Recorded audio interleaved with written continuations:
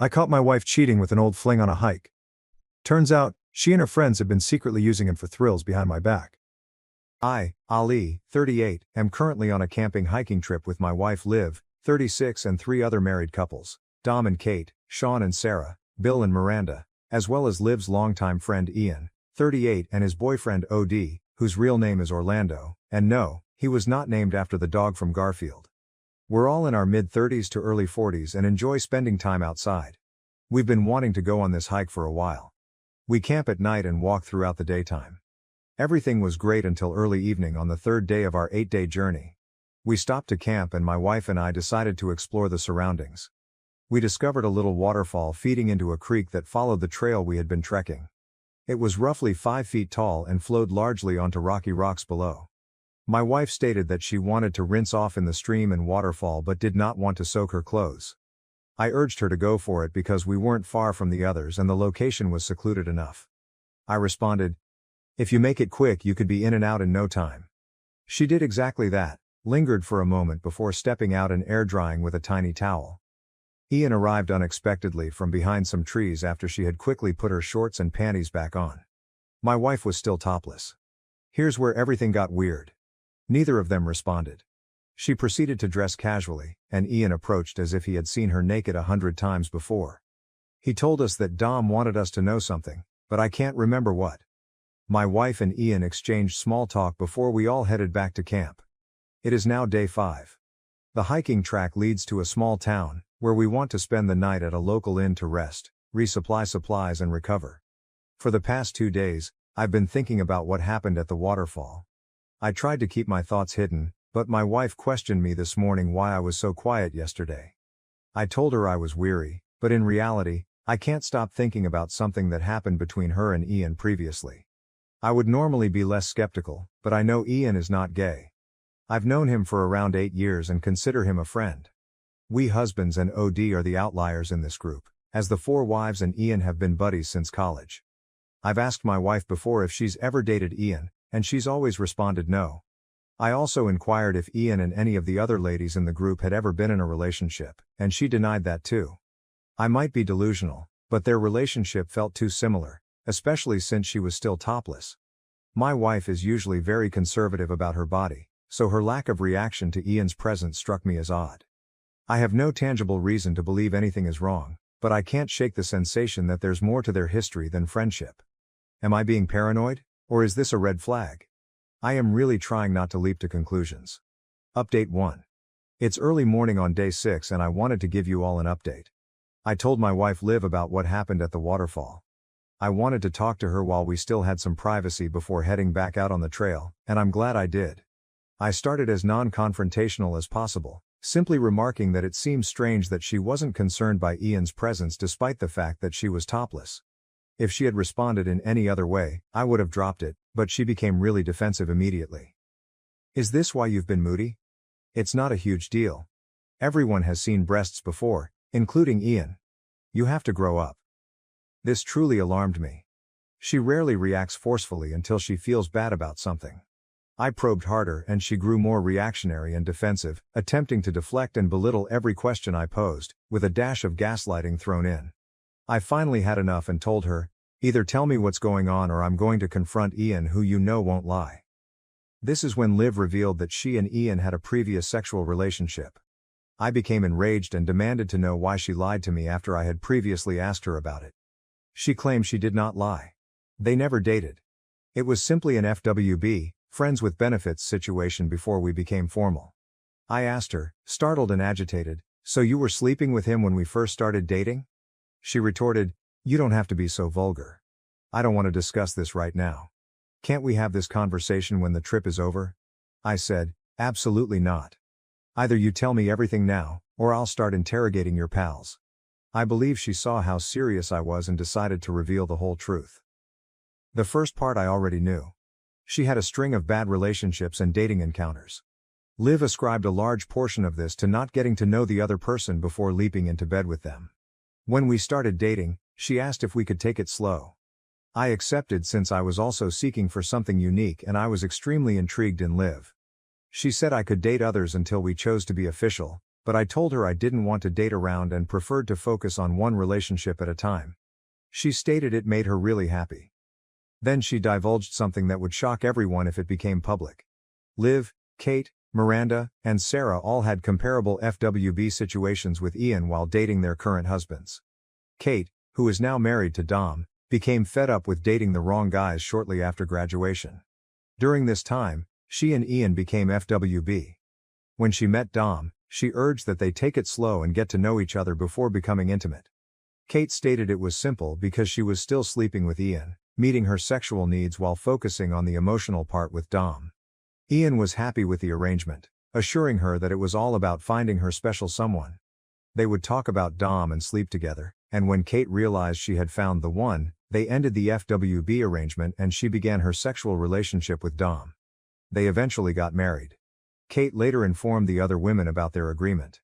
Throughout the years, they each used Ian as a surrogate while looking for the one. I'm only the most current individual involved in this circumstance. I asked Liv to explain her role. The other women's marriages are their own business, but I was curious how this worked out for her. She informed me that after her former lover had too many narcissistic characteristics, she had had enough and wanted to meet a good guy, which I suppose was me. She asked Ian to help her in the same manner he had helped the other three. Ian agreed, explaining that the whole affair was about finding her a life partner. I feel he was sincere in everything. He's a free-spirited type of person. I've had serious chats with Ian, and he's the type of person that will help anyone with anything. We play golf together and he has been in my life since I began dating Liv. I didn't realize he was so involved. Essentially, he would listen, offer counsel, and talk through her emotions so she could wait until she felt comfortable with me. I felt like throwing up. It feels like the entire relationship was a lie.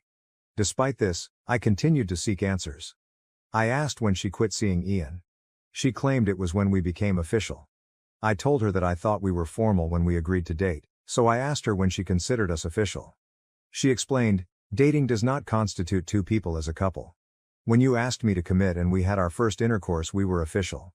She stated that she and Ian had been strictly platonic since that night. I mentioned, that was 7 months into dating. So you've been sleeping with him for 7 months? She became silent and I knew the answer. I said, let me be clear, I would pick you up for a date and we would go out and have a great time, holding hands, cuddling, kissing and making out. Then I'd drop you off and you'd meet Ian, sleep with him and brag about what a terrific person I am? She retorted, don't make it sound so dirty. I was appalled. I wanted to run but we were in the middle of nowhere and there was no way out except to keep walking forward. In retrospect, I wish I had just left, but instead I probed for more information. I inquired, when you say you slept together, do you mean you used him just to get yourself off, or do you mean you did all the positions, foreplay and kinky things that we do? She became very silent again. I gently stated, you must answer my questions. I need to know, and I will find out, whether it is from you or one of them. With that, I motioned towards the other rooms. She answered slowly, all of it, maybe even more than with you. The room began spinning, but I asked the dreaded question, when? When was the last time? She said, the night before our first time together. I'd never wanted to leave someone more than I did at that moment, yet all I could do was sit there in shock. She attempted to console me, but I ordered her to stay away. I needed time. With nowhere else to go, I gathered some blankets and pillows and slept on the floor at the foot of the bed. I passed out for a few hours, but I'm now up and making this update. I want to march out of here, but there's a 12-passenger van at the end of the route that I don't have the keys for. I'll have to stay with these people for another 2.5 days, with another half-day travel back. I do not know what to do. Part of me can understand the reasoning, but largely I'm heartbroken and believe our entire relationship was a scam. I feel like a silver medalist, not a champion. I also have an intense need to share everything with everyone, because all of these other guys are in the same circumstance. We are all here on false pretenses. I do not know what to do. I have about 1 hour till everyone gets up and then I'll have to face Ian and my wife. Am I overreacting? Is this marriage worth saving? I do not see how we can go back. Update 2. I'm back in the comfort of my own house. Unfortunately, I and several others may be facing divorce. I was able to keep it together for the majority of day 6, but I'm sure everyone could tell something was up with me. I remained quiet and pushed myself to get back to the van. I guess Liv grabbed Ian aside about lunchtime and told him what I knew. After that, Ian began attempting to buddy up with me and converse, despite my request that he leave me alone. He persisted a couple more times before I snapped and told him to stop it in a very strong manner. Liv intervened, and they both took the hint. I needed more time to process. The next 24 hours went relatively smoothly. Everyone just kind of left me alone. However, after snapping at Ian, his temperament altered dramatically. He shifted from his customary laid-back demeanor to becoming slightly distant with everyone. He would occasionally make subtle passive-aggressive remarks, nothing too explicit, but clearly intended at me. By the 7th night, we had set up camp, and I had relaxed a little, being more friendly with everyone. We were sitting around the campfire, finishing up the last of our meals. People were conversing, joking and sharing stories. Billy told a long embarrassing story from high school. It was a very humorous story about him and his first girlfriend, and he acted like an idiot. When he was done, he said something like, "I still can't believe I was ever that dumb. I still cringe just thinking about it." Ian responded, "Well, at least you grew up. Some people never grow up and overcome their past." He then stared at me with the most disdainful expression. In that time, I experienced an out-of-body experience and saw only crimson. The filter was gone and logic was out the window. It was on. "You know, Ian, you are right. Sometimes we just have to face the past head on." Liv attempted to interrupt, but I disregarded her totally. "How about we address the fact that you used to have **** all our wives while we were dating?" When I stated it, even the insects were quiet. "Oh fellas, didn't you know either?" "Yeah, while they were holding out on us to make a connection," I air quoted, "our future spouses were using Ian here as their human dildo." Dom and Billy seemed perplexed and angry. Sean had a look on his face like he'd just walked in on his grandmother fapping, complete train disaster astonishment. But I wasn't finished. I turned to Dom. It was Kate who devised this incredible strategy. She realized that the secret to developing a long-term relationship was to take things slowly and get to know each other before getting into bed. All you need to deal with the impulses is a best friend who will blow your back out when you get home from your dates all hot and bothered. Dom jumped in at this time. "F*****Ku Ali. How do you know this?" "Oh, I just found out 2 days ago that when I took Liv out for drinks, that wasn't going to be the only thing she was swallowing that night." At this time, Liv lost control and began yelling at me. "Why the F*** are you doing this? You don't have to." However, she was cut short when Sean stood up. "It is true. It is entirely true." Everyone fell silent and glanced at him. "I have known since we were dating. I didn't realize it was also true for everyone else until after we got married. I apologize, Billy. I swear I didn't realize it was you too back then." Billy's expression was one of dread. "Sean, we used to have double dates with Miranda and Sarah. We went out several times and then dropped them off at Ian's. Does that imply they—" Sean simply stared at him and nodded. I quickly turned to Ian. "Two at once, you hound dog." Then in a fit of bravery, I howled like a wolf. Which in retrospect is pretty terrible, but at the time, I thought it was funny. Arguments broke out among the couples all around us, but an audible gasp and whimper caught everyone's attention. OD sat there, tears spilling down his face. He looked at Ian and said, "Lies. More lies. It never ends. You always do this to me, no matter how much I forgive or how many times I return your affection." He then slapped Ian and bolted down the trail. Ian ran after him. The other 3 couples mumbled under their breath at each other, then began walking away in different directions. I stood beside the fire, feeling triumphant. Liv approached me and said, "I hope you're happy." I looked her in the eyes and replied, "I've never been more ****ing happy with myself in my whole life. I'm currently 80/20ths on obtaining a divorce." I suggested we postpone any major debates until we were home, unpacked, showered and nourished, because the only thing she would achieve before then is push me to my limits. At that instant, she turned and entered our tent. The following day was the most embarrassing 7 hours of my life. Between the morning pack-up, the hike to the van, loading up and the 4.5-hour journey home, only around 19 words were spoken. Now I'm sitting in my bathroom, newly showered. I'm going to eat some chicken nuggets, drink 3 Dr. Peppers and then converse with my wife. I'm not sure where we're headed from here, or where anyone else will wind up, but I know it won't be pretty regardless. Update 3. It's been 4 weeks since we returned from our trip and everything seems to have crumbled. Dom and Kate are getting divorced. They have been together the longest of the couples and have a 10-year-old son. Dom took the revelation quite hard. In addition to being together the longest, they also had the longest courtship period, 9 months. It's been a difficult pill for him to chew because he remembers they didn't truly got intimate until he began to wonder if he wanted to stay in the relationship. Now that he knows the truth, no matter what Kate says, he will always believe the delay was due to her desire to continue being with Ian. I sat down with Sean and had a couple beers one night. Despite the fact that we just met through our wives, we've been very close friends over the years. Sean stated that Sarah was straightforward with him when they began dating. She informed him she intended to wait at least 3 months before having sex, but that she would still meet with her FWB. Sean liked her but told her he was simply casually dating until he knew for sure, which Sarah was fine with. So, unlike the rest of us, Sean had a clear decision. Sean discovered he was falling for Sarah 2 weeks before the 3-month period ended, following a few double dates with Billy and Miranda. He informed her he wanted to be exclusive. She broke the 3-month limit and they became intimate that night and haven't looked back. Both were completely honest about their adventures at this time, and it appears that their candor paid off handsomely. Sean informed me they had a brief dispute after the campfire incident because Sarah felt they should have excused themselves rather than getting involved, but they are doing well as a couple overall. I've also got an update on Billy and Miranda. They are in the initial stages of reconciliation. Billy is clearly and understandably struggling. He believes she cheated and uses words to excuse it.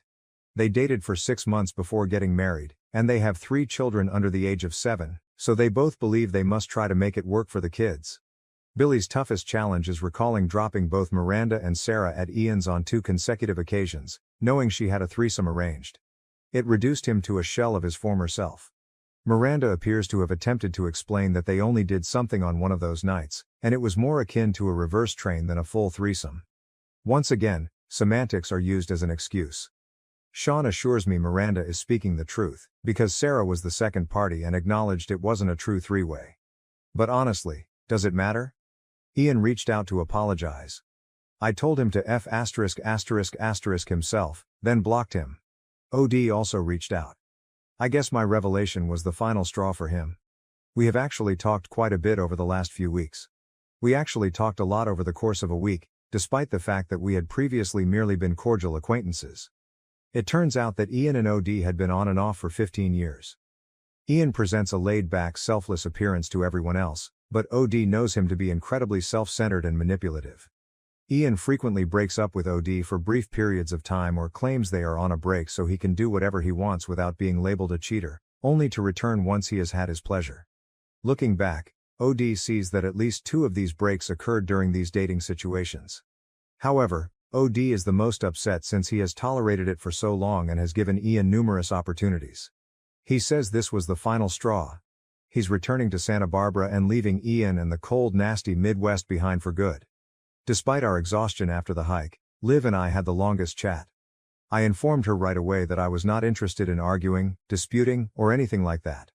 I said, "Tell me everything you want to tell me.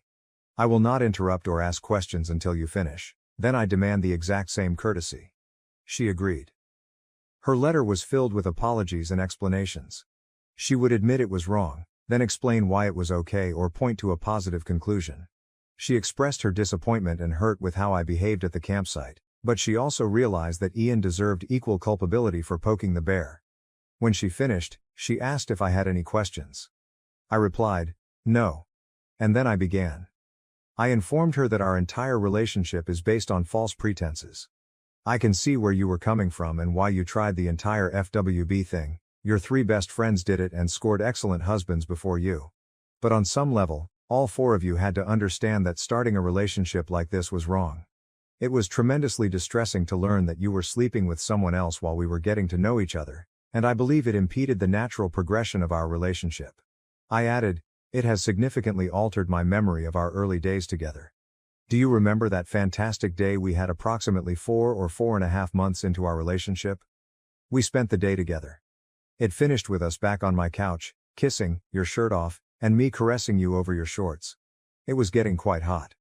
You paused and apologized, stating you wanted to but weren't quite ready. You needed to be absolutely certain. I assured you that everything would be fine, and you gazed at me affectionately, kissed me passionately, and then departed. I stopped before saying, I can only guess you left my place and went to Ian's. As she nodded, tears streamed down her face. I said, I invested that energy in you.